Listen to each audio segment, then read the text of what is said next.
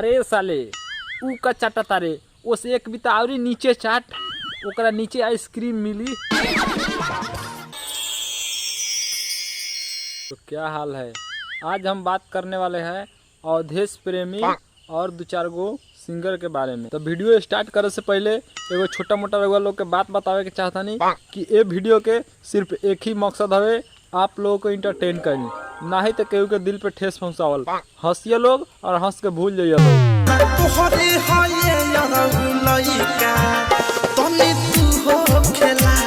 क्या बात है, का गाड़ फार गाना बनेले पर अवधेश भैया, यही बात पे तालिया।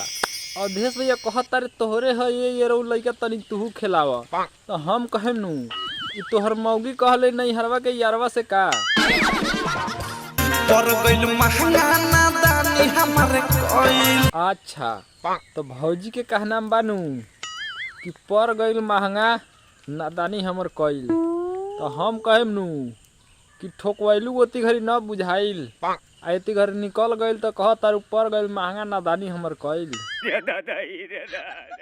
प्यार के निशानी तू देले बार हमके, एही चक्कर में पिटाइल रही जम के। अच्छा तो भौजी के का नाम बानू कि प्यार के निशानी तू देले रहला हमके।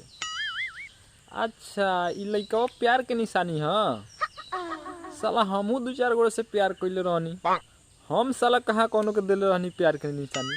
साला मिले के कहत रहनी तो साला बोला के चपले चपले मारत रहले। ये अवधेश भैया नु के लेखा साला प्यार के निशानी दे दिलस।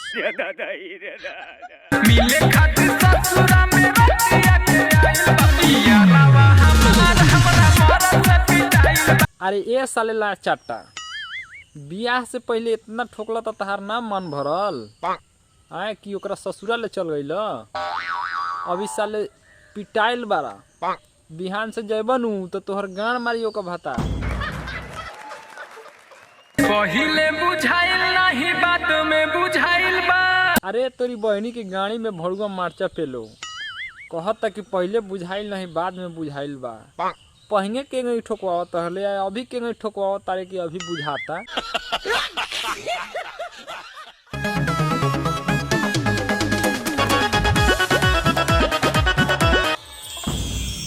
अरे तोरी बहनी की चोदो कैमरामैन, साला तोहके कहे नहीं कि साला ऐसा ऐसा वीडियो हमके मत दिखाइए। जूता के व्यवस्था करी का, मिर्गी उपट गइल। अरे नाही रे साला, हमर हई हई लोजिनवा उफान मारे लागेला। पोरे पोरे टूटत बाटे पिया हुआ लौंग दर्द बाटे ताजा।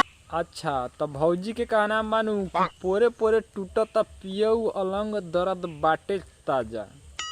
तो ए भौजी हम कहेम नु कि के कहेला राती खूनी करुआ तेल लगा के ठोकवावेला, के न कहेला उठनी हवा के हगनी सिरहने, अब इतना ठोकवाबू तो दर्द होबे करी। एको दिन लोड नहीं खूब सोहती रहनी। अच्छा तो भैयावा के का नाम बानू कि एको दिन लोड नहीं सहतारू ए रानी।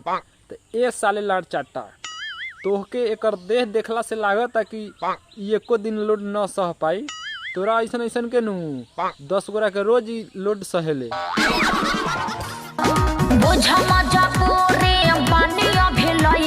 अच्छा तो भौजी के का नाम बानू कि बुझ मजबूरी बानी अभी लइका। अरे साले लाड़ चाटा, एकरा के देखला से तोहके लागता कि लइका बा, हमके लागता कि साला ई चर लइका के मतारी ही या।